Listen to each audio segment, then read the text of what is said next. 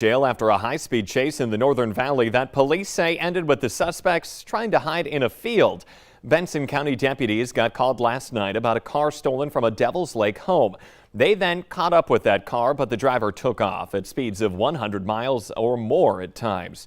Deputies then deflated 3 of the tires, causing that car to hit the ditch. Here's a picture of it.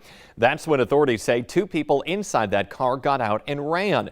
A canine track along with other officers eventually uncovered the suspects hiding in a field of tall grass just west of Leeds.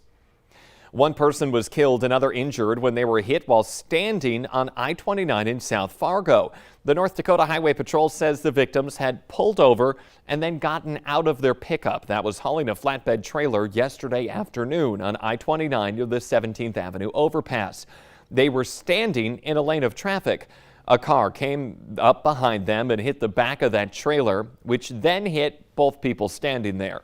That impact killed a 73-year-old woman and badly injured a 72-year-old man. The driver of the second car was not hurt and will not be charged. Troopers are still trying to figure out why the 2 people had stopped in the middle of that highway. 2 people are hurt after slamming into a beet truck in Polk County. The Minnesota State Patrol says Jordan Anderson of Michigan, North Dakota, failed to yield at an intersection and then crashed into the beet truck. He and a 77-year-old passenger were taken to the hospital in Grand Forks. The truck driver was not hurt.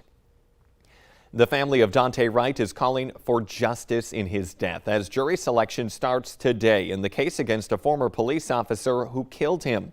Former Brooklyn Center, Minnesota police officer Kim Potter is charged with manslaughter for fatally shooting Wright during a traffic stop for expired tabs earlier this year. She says she meant to pull out her taser instead of her gun. There is no excuse for her incompetence when it comes to people's lives that are at stake. Personally, it makes no sense to me, and I believe it is a lie. I believe Kim Potter has profiled black people in Brooklyn Center for a long time and finally lost her temper and murdered Dante Wright. We are not in Kenosha, Wisconsin, people. We are in Minnesota, and we will not continue to let these racist cops walk the street. We will send them to prison as we did Derek Chauvin. Dante's mother, Katie, is thanking the community for the support her family has received. A Lincoln Elementary School student is on suspension this morning for bringing a loaded gun to the classroom. School district officials say classmates notified a teacher that someone brought the gun. The school was put in lockdown as the weapon was secured, handed over to Fargo police. Officials say no threats were made to students or staff. President Joe Biden is heading to Minnesota today. He'll be in Rosemount, touting his new infrastructure plan. The president will speak at 3:30 this afternoon. It's his first stop in Minnesota since being elected. It is now 6:54 on this Tuesday morning. We want to get a check of your forecast with Lisa Green. Good morning. Good morning. We are looking at conditions that are nice and quiet and clear out there. This is our view in Grand Forks. We've got some sunrise showing up here on the horizon, just a couple of clouds, but overall we are enjoying some clear skies to start off the day today. So enjoy it while you can, because clouds will be on the increase as our next clipper approaches for later on. Temperatures are cooler this morning too. We're at 31 degrees in Fargo. It's 25 in Grand Forks, 26 in Thief River Falls, and more 20s as well in Bemidji in our eastern viewing area at 27 degrees. Fergus Falls is at 25 and Devil's Lake 24. Everybody talking about some clear skies and potentially some frost for you on your vehicle if you park outside. And there are some reports of a little frost on some of those roadways. So careful out there this morning with that frost to start off.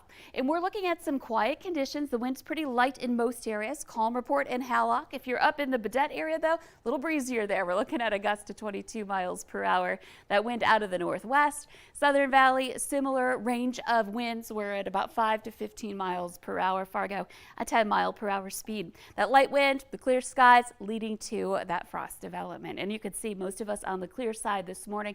Just a couple of clouds dipping in into the northern valley.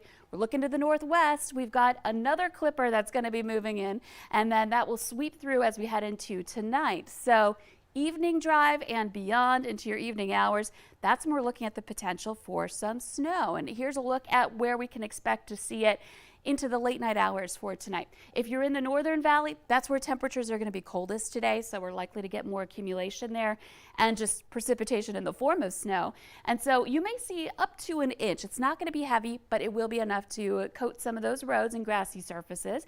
And then in the Southern Valley, we may not see much in the way of snow. It may be more rain or a little bit more of a mix, so unlikely to get accumulation, but we will still get some precipitation in most parts of the Southern Valley. It's a fast mover, so it won't last very long, but still it's going to be an issue later on. Until then, not too bad today. We're looking at this morning some partly cloudy skies, temperatures again below freezing out at the bus stop. Into the afternoon, more clouds, temperatures back into some mid-30s for your highs, and cloudy conditions. We'll start to see that precipitation out west, and then that will move east through the evening and into tonight. Check out Wednesday. 40s, even some 50s possible for that first day of December, and unsettled through the rest of the week, but we're looking at better chances for snow and colder temperatures starting up this weekend, highs below freezing, and snow chances into next week. So that's when it's going to start looking more like December and Christmas time. Yeah, possible 50 for December 1st. That's crazy. Enjoy it while you can. All right, thank you, Lisa. It is now 6:57. The Fargo City Commission is going forward with the city's first ever police advisory and oversight board. It will likely be made up of 7 people tasked with things like reviewing use of force investigations. A former UND student is accused of stealing more than $330,000 in federal COVID relief money.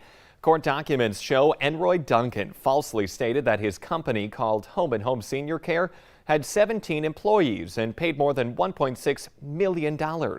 But the indictment says Duncan's Grand Forks apartment was listed as the company's address, and no record of the business could be found. People planning this weekend's downtown parade are looking for volunteers to help keep the route safe. They're pumping up security in the wake of the tragedy in Waukesha, Wisconsin. Volunteers are needed to watch and block intersections with Fargo PD during the parade. To sign up, click on this story at valleynewslive.com. The Holiday Lights Parade kicks off downtown Saturday night at 6:30. Fargo City engineer says the Broadway Bridge in North Fargo needs to come down because it's shifting and not reliable anymore. The bridge was ordered closed in February. Now the engineer says homes in the bridge area may need to be bought out to make room for a new structure, something City Commissioner Dave Pepcorn is fighting against. We've lost enough houses in North Fargo. We've given up a lot, and so I would much rather spend more money to have the bridge longer than to remove another neighborhood. The engineer says if the bridge is demolished, a replacement will not be in place for another 3 to 5 years. That bridge will be back on the commission agenda at Fargo's next City Commission meeting. Friends are now rallying around a Ben Franklin Middle School teacher who is recovering from a stroke. Community members have raised almost $15,000 to help Jennifer Forthune. If you would like to donate, there is a GoFundMe page set up in her name. Today, golf legend Tiger Woods is expected to hold his first news conference since his devastating car accident. He was seriously injured last February in that California crash. In a new interview, Woods says he will never play golf full-time again because of those injuries. Let's get the answer now to that question of the morning on Facebook. Our question, 20% of people said they still argue with their siblings about this. The answer, which one is the favorite? It's a never-ending argument. Remember, you can play along every day. The Today Show and CBS This Morning are just about to start, but the Valley Today rolls on. You can find us on the Fargo CW. Have a great Tuesday, everyone.